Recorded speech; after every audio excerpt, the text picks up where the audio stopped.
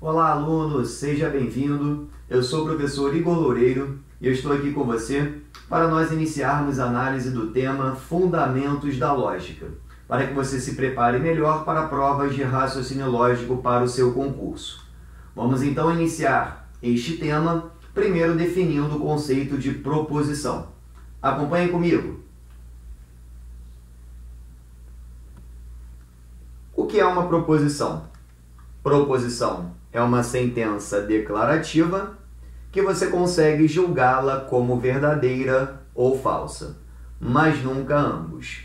Ou seja, proposição, quando eu digo que é uma sentença declarativa, essa declaração ela pode ser uma afirmação ou uma negação.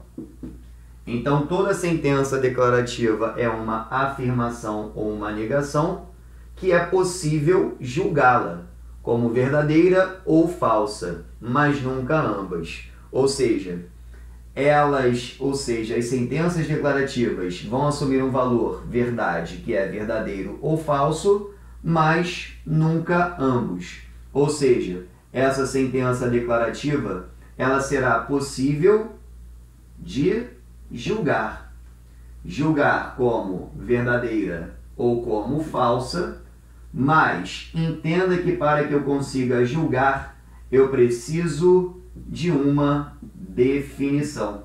Ou seja, para julgar eu preciso definir quem eu estou julgando para realizar o julgamento.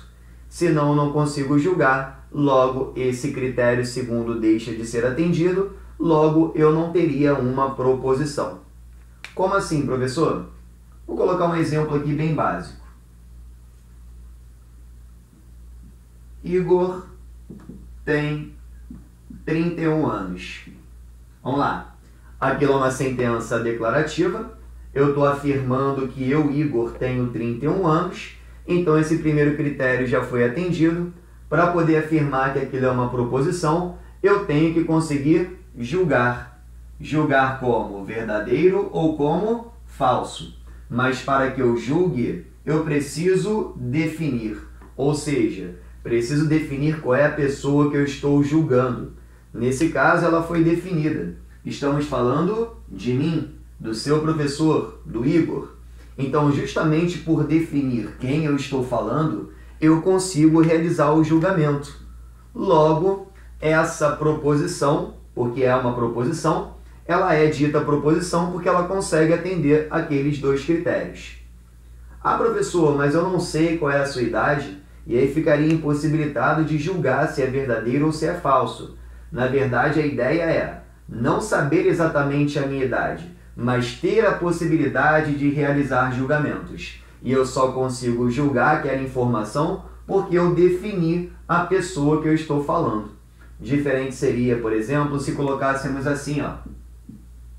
Aquela pessoa tem 31 anos. Porque ainda que isso seja uma sentença declarativa, eu não consigo realizar julgamento. Por quê? Eu não defini de qual pessoa estamos falando. E se eu não defino, não atendo à possibilidade de julgar como verdadeiro ou como falso, logo isso não é proposição. A de cima é uma proposição, mas a de baixo não é. A de cima, inclusive, retrata um sentido completo. Então, toda proposição, ela possui sentido completo. Logo, essa de baixo não é proposição, até porque ela está com o sentido incompleto. Detalhe, sentenças com sentido incompleto são sentenças que chamamos de sentenças abertas. Logo, sentenças com sentido completo, que é o conceito de proposição, chamamos de sentenças fechadas. Tudo bem? Agora, em hipótese alguma, ou seja, não são proposições, sentenças exclamativas. Então, se você encontrar um bom dia, pode esquecer, porque isso não é proposição, porque é uma sentença exclamativa. Sentenças interrogativas. Então, se você encontrar quando será a prova, não é proposição porque é uma sentença interrogativa. Sentenças imperativas também não são consideradas proposições. Então, se você encontrar estude para a prova, não é proposição porque o verbo aqui se encontra no imperativo, emite uma ordem. Então, não é proposição. Assim como sentenças sem verbo, do tipo a mochila de João. Se não há verbo, não há proposição, porque aqui temos uma sentença sem verbo e toda proposição ela terá verbo. Sentenças abertas foi o que eu coloquei para você. É toda aquela sentença que tem sentido incompleto. Mas eu também gosto de trocar essa ideia porque toda hora cai em prova. Por exemplo, se eu colocar aqui 7 é maior que 8, isso seria uma sentença declarativa que nós conseguiríamos julgar. Julgar como verdadeiro ou falso? Como falso. Porque 7 não é maior que 8. 7 é menor que 8. Poderia colocar isso aqui, ó. 7 é menor que 8. Novamente uma sentença declarativa que poderíamos julgar. 7 é menor que 8, isso é verdadeiro. Logo, isso também é uma proposição. Agora eu só quero que você entenda o seguinte. Por que eu consegui julgar essas duas? Porque eu defini de quem eu estou falando. Eu estou falando do 7. Na primeira eu estou dizendo que o 7 é maior que o 8.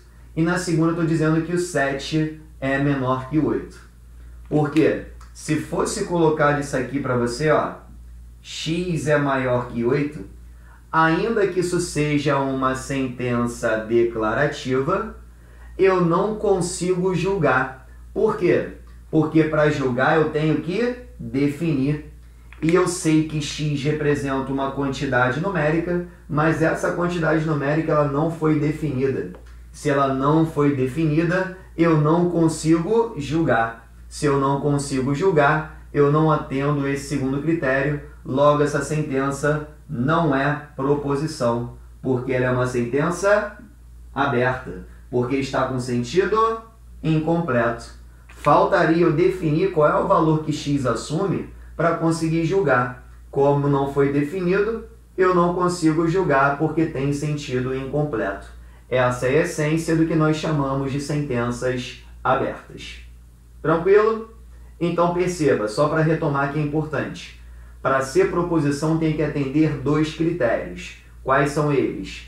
A sentença tem que ser declarativa, ou seja, pode ser uma afirmação ou uma negação, mas é uma sentença declarativa que seja possível julgar como verdadeira ou falsa, mas nunca ambos. Detalhe, só consigo julgar se eu defino. Se eu deixar de definir, eu deixo em aberto. E sentenças abertas não são proposições. Assim como sentenças exclamativas, interrogativas, imperativas, sentenças sem verbo também não são consideradas proposições. Tudo bem? Maravilha. Agora, o nosso próximo assunto é falar sobre as proposições, estudar um pouquinho mais sobre elas. A princípio, a gente vai pegar o conceito de proposição e vai analisar com mais detalhes, falando que toda proposição, a princípio, ela pode ou não ter conectivo. Então, essa é a ideia que nós iremos trabalhar daqui a pouquinho. Só apagar aqui essa primeira parte para continuarmos a parte seguinte. Como eu falei, vamos pegar o conceito de proposição e dividir em duas partes. Proposição que não possui conectivo lógico e proposição que possui conectivo lógico. A proposição que não possui conectivo lógico é chamada de proposição simples, porque aquela que possui conectivo lógico, é chamada de proposição composta. Ou seja, proposição simples não tem conectivo. A composta, ela tem conectivo. Professor, mas fala para mim, o que seria um conectivo? A própria palavra já define. Conectivo, ele tem a capacidade de conectar. Na lógica proposicional, ele vai conectar duas proposições. Ou seja, cada conectivo conecta duas proposições. Na lógica proposicional, quais são os conectivos que a gente estuda? Conjunção,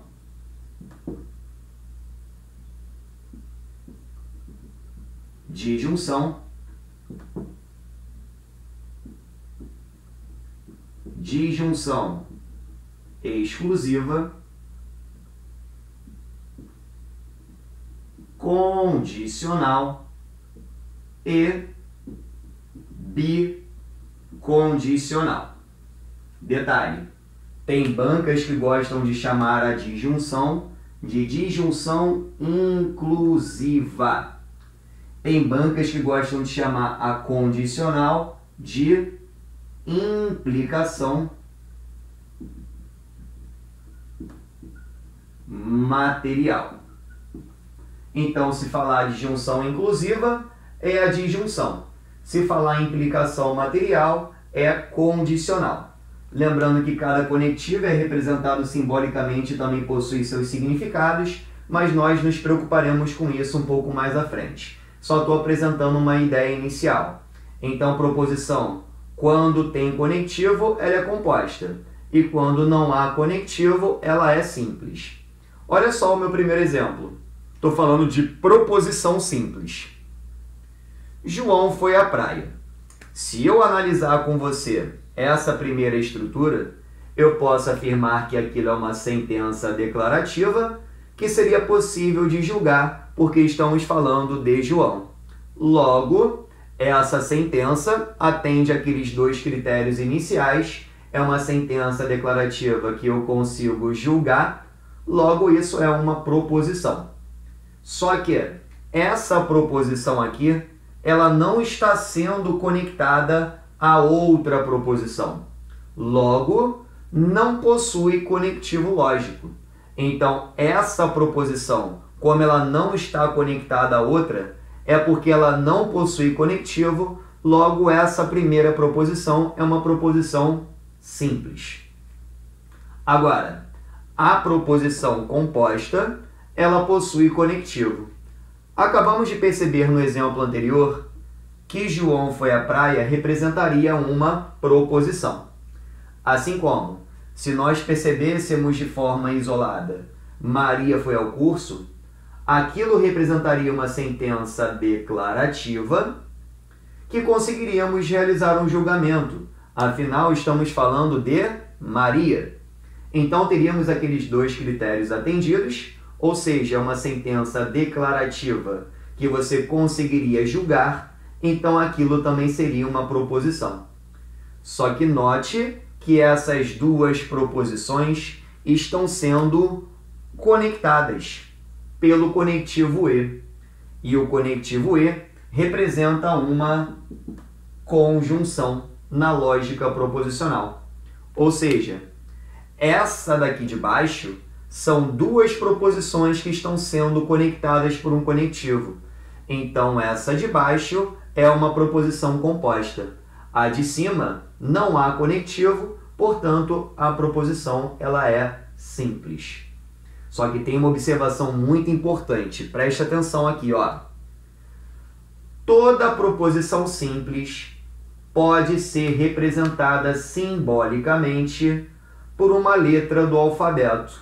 Ou seja, a proposição João foi à praia, se eu quiser representar simbolicamente, eu posso.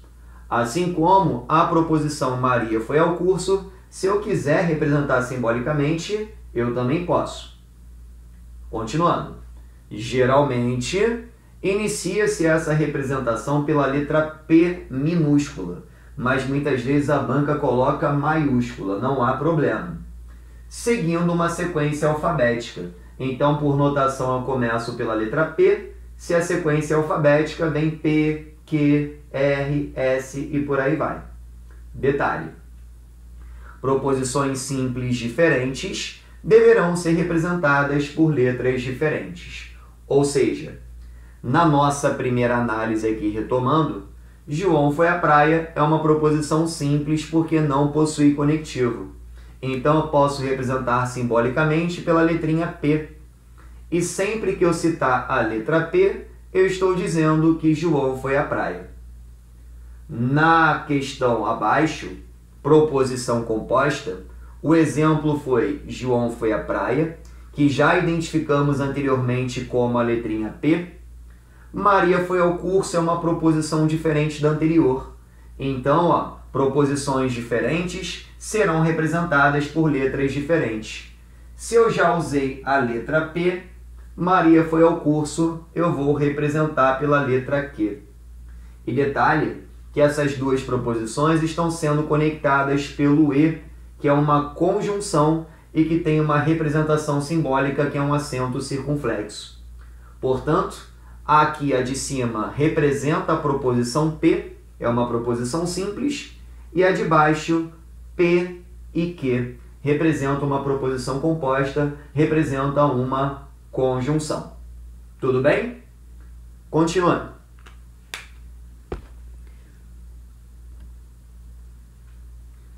Nosso próximo assunto é desenvolver uma ideia importante, que é falar sobre tabela verdade. Muita gente fica com dúvida em tabela verdade, principalmente na maneira pela qual é mais apropriada a sua representação, a sua montagem, a sua estrutura, para que você possa resolver corretamente isso na hora da sua prova. Só que entenda o seguinte: toda tabela verdade, na verdade, representa uma tabela. Logo, toda tabela é composta de colunas e também composta de linhas. Na lógica proposicional, as colunas você vai colocar as proposições que você quer analisar. Mas para você montar a estrutura de uma tabela verdade, inicialmente é importante você encontrar o número de linhas. E o número de linhas, para você encontrar, nada mais é do que você resolver uma relação matemática, que é uma potência.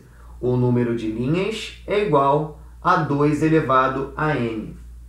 Esse n, que é o expoente dessa potência, nada mais é do que o número de proposições simples diferentes. Muitas vezes a própria banca pergunta na prova quantas linhas teria uma tabela verdade de uma proposição mencionada.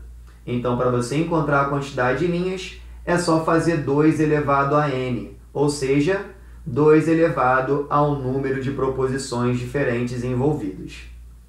Coloquei aqui 3 exemplos para a gente começar a trabalhar esse conceito, a princípio só para poder entender qual é a quantidade de linhas que teria cada tabela verdade, porque essa informação ela é importantíssima para que a gente possa montar a nossa estrutura.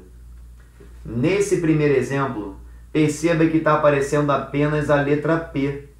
Logo, o número de linhas seria 2 elevado a 1, porque esse n indica o número de proposições simples diferentes. E eu tenho apenas a proposição P, então por isso que ficou 2 elevado a 1. 2 elevado a 1 é a mesma coisa que 2. Então, naquele primeiro caso, a tabela verdade ela teria 2 linhas. No segundo caso, segundo exemplo, nós temos 2 proposições diferentes. A proposição P e aqui a proposição Q, que está negada. Só que eu tenho 2 letrinhas diferentes, 2 proposições diferentes, então o número de linhas seria 2 elevado a 2, que é a mesma coisa que 2 vezes 2, teríamos 4 linhas nessa tabela verdade. Na número 3, nós temos Q, R e P. R e P estão negadas, mas perceba que são 3 proposições diferentes. Então, o número de linhas será igual a 2 elevado a 3, que é a mesma coisa que 2 vezes 2 vezes 2. 2 vezes 2, 4. 4 vezes 2, 8. Então, na número 3, a tabela verdade ela teria 8 linhas. A partir do momento em que a gente consegue encontrar o número de linhas da tabela verdade, o nosso próximo passo seria se preocupar com a estrutura da tabela. Mas isso será um assunto para o próximo bloco. Portanto, a gente vai fazer uma pequena pausa e daqui a pouco a gente volta com um pouco mais de conceitos sobre fundamentos da lógica. Fique ligado, daqui a pouco eu estou de volta.